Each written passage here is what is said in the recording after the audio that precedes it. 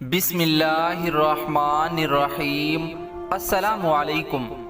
ایک شخص حضرت ابراہیم بن ادھم رحمۃ اللہ علیہ کے پاس آیا۔ وہ شخص نوجوان تھا۔ کہتا ہے کہ حضرت گناہ کا مرتکب ہوتا ہوں، چھوڑا بھی نہیں جا سکتا، ڈر بھی لگتا ہے کہ عذاب ہوگا، تو کوئی طریقہ بتا دے کہ میں عذاب سے بچ جاؤں اور گناہ بھی کرتا رہوں۔ اللہ والے بڑے دانا بینا ہوتے ہیں، دھکے نہیں دیتے، وہ محبت و پیار سے بات سمجھاتے ہیں، دل میں اتارتے ہیں۔ حضرت نے فرمایا، ہاں میں تجھے طریقہ بتاتا ہوں۔ وہ بڑا خوش ہو گیا، بات سننے کے موڈ میں آ گیا۔ کہنے لگا کہ حضرت وہ کون سا طریقہ ہے کہ میں گناہ بھی کرتا رہوں اور عذاب و سزا سے بھی بچ جاؤں؟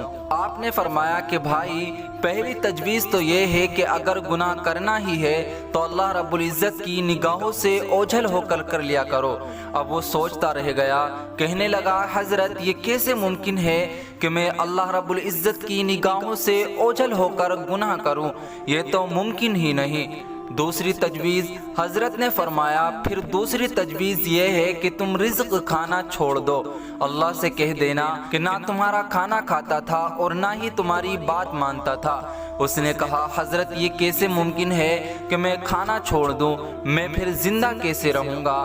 تیسری تجویز حضرت نے فرمایا، پھر تیسری تجویز پیش کرتا ہوں، اور وہ یہ ہے کہ زمین و آسمان اللہ رب العزت ہی کا ملک ہے، اسی کی حکومت ہے، اور بادشاہ کی نافرمانی اس ملک میں رہ کر کرنا یہ ٹھیک نہیں ہے، لہٰذا اس سے باہر نکل کر نافرمانی کرنا۔ اللہ پاک بھی قرآن پاک میں عجیب انداز سے فرماتے ہیں، اگر تمہارے اندر استطاعت ہے کہ زمین و آسمان کے گروہ سے باہر نکل سکتے ہو تو نکل کر دکھلاؤ۔ نکلوں گے کس دلیل سے؟ جیسے گھڑے کی مچھلی کدھر جائے گی؟ کہا کہ حضرت یہ بھی نہیں ہو سکتا۔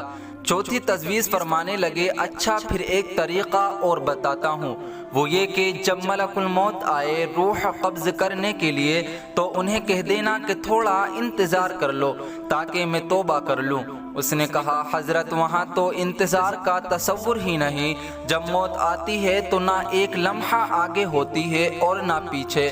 پانچویں تجویز فرمایا، ایک طریقہ اور بتاتا ہوں، وہ یہ کہ جب قبر میں تم کو دفن کر دیا جائے اور اس وقت منکر نکیر آئے تم سے سوال پوچھنے کے لیے تو تم کہہ دینا کہ بغیر اجازت کیوں آئے؟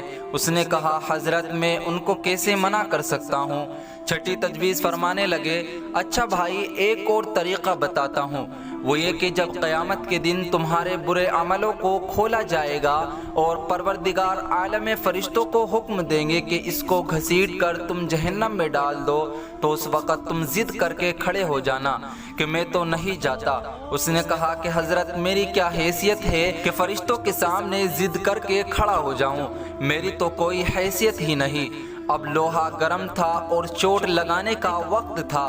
حضرت نے فرمایا کہ اے بھائی، جب تیری حیثیت ہی کوئی نہیں تو اتنے بڑے پروردگار کی نافرمانی کیوں کرتا ہے؟ کہنے لگا، حضرت آج سے میں گناہوں سے توبہ کرتا ہوں اور آج کے بعد وعدہ کرتا ہوں کہ اپنے اللہ کی نافرمانی نہیں کروں گا۔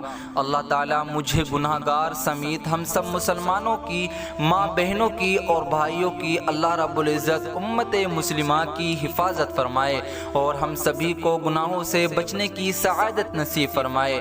اللہ پاک ہم سبھی کو ان باتوں پر عمل کرنے کی توفیق عطا فرمائے۔